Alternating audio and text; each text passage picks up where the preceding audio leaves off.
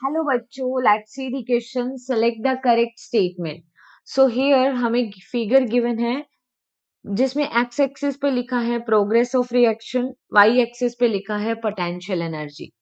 Option A P is the activation energy with enzyme, option B P is activation energy with cofactor, option C Q is activation energy with enzyme and option D Q is activation energy without enzyme. तो देखो, we have to discuss about this question. तो अगर हम इस question की concept की बात करें तो हम यहाँ पे देखते हैं about the key concept of this question. So here we are going to understand the concept of activation energy. देखो, कोई भी रिएक्शन को करने के लिए अगर हम देखते हैं कि जो एंजाइम है वो रेट ऑफ रिएक्शन को कैसे इंक्रीज करता है।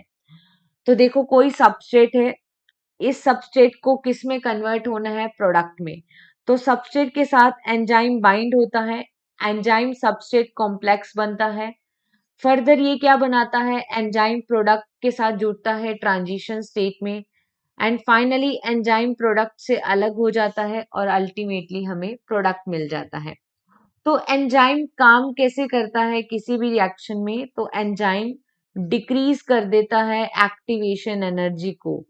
एक्टिवेशन एनर्जी को डिक्रीज कर देता है जिससे रिएक्शन की जो रेट है वो बढ़ जाती है। जैसे इस ग्राफ के अंदर अगर हम देखें कि कोई सबस्ट्रेट है एस, ठीक है, बिना एंजाइम के activation energy which is represented by P. P यहाँ पे क्या रिप्रेजेंट करता है, एक्टिवेशन एनर्जी विदाउट एंजाइम। तभी एक्टिवेशन एनर्जी इतनी हाई है। तो पी यहाँ पे क्या है, activation energy without enzyme.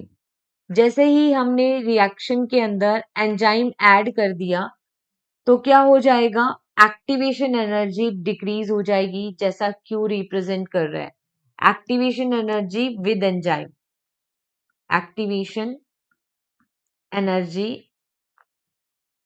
With enzyme. और फाइनली जब रेट ऑफ रिएक्शन इंक्रीज हो जाएगा तो फाइनली क्या मिलेगा, प्रोडक्ट मिलेगा। तो देखो, इन्होंने ऑप्शन ए में बोला है कि P is activation energy with enzyme. तो अभी हमने देखा P एक्टिवेशन एनर्जी है विदाउट एंजाइम, इनकरेक्ट हो गया। बी में बोला है P activation energy with cofactor, no, ये विदाउट एंजाइम है। और कोफैक्टर क्या होते हैं, ये एंजाइम के साथ जुड़ के एंजाइम को कैटालिटिकली एक्टिव बनाते हैं।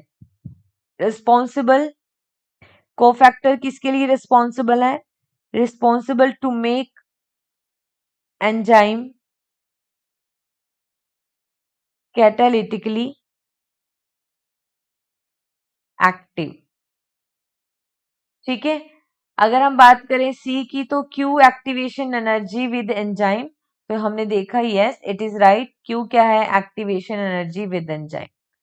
ये विदाउट एंजाइम नहीं होता, विद एंजाइम तभी एक्टिवेशन एनर्जी डिक्रीज हो जाती है।